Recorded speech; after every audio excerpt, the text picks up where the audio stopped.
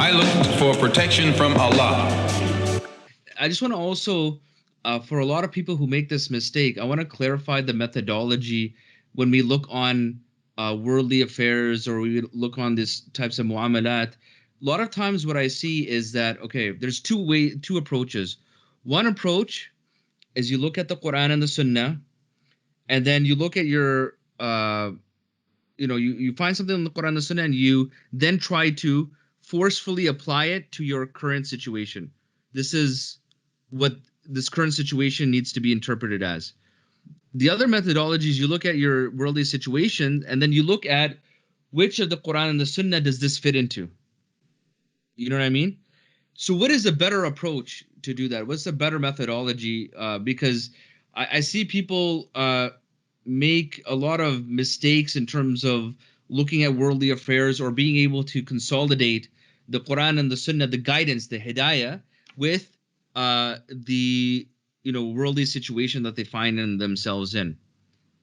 What is the better approach? Like, how do you approach this? Like, do you look at, okay, I'm reading this, and then now I said, oh, this means that what's happening now is this, or do I look at what's happening now and then I look at the Quran and the Sunnah for hidayah?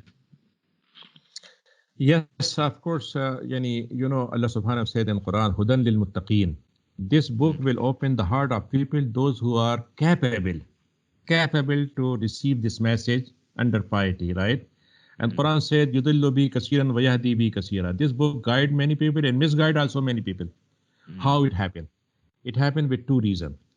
First is, I already occupied with something in my mind, and I'm just digging Quran to prove my point is right.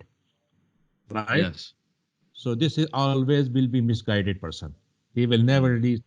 If I am empty-minded and I'm really trying to get what is the message of, and then I'm going to accept it, then Quran will open my heart to give me more, for example, journey of hidayah. Right? When you come at it unbiased.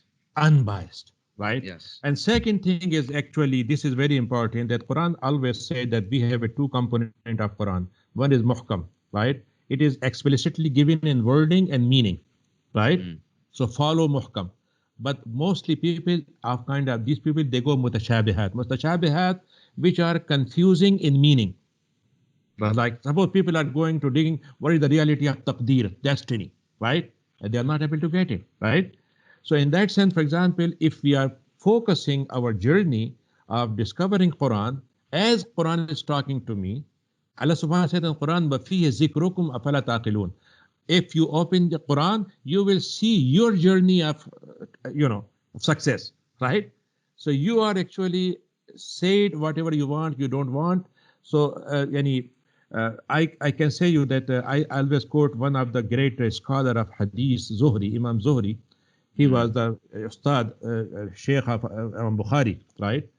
And Umar ibn Aziz asked him to collect a hadith in his time. He said, in a 3 sentence, the real definition of Islam. 3 things. First thing, what Islam means, what is given by Allah. Who is the source of Islam? Allah subhanahu wa ta'ala.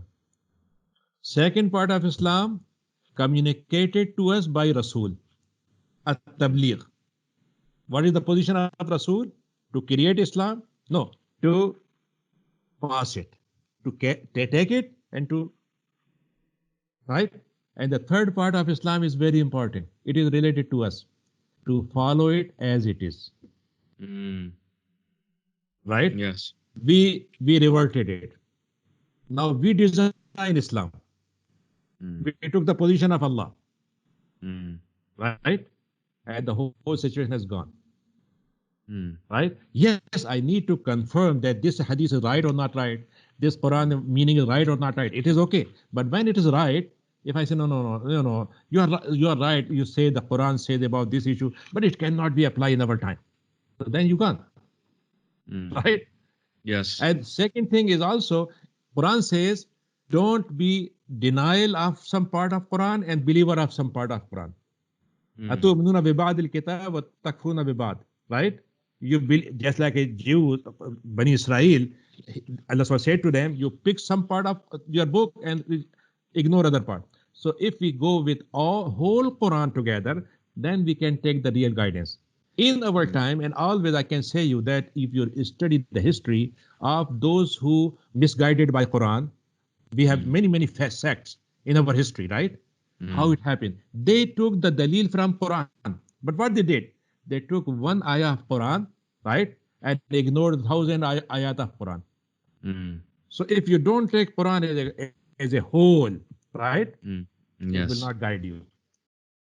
Do I feel that the New York police are providing enough protection, or do I have to have protection of my own? I look for protection from Allah.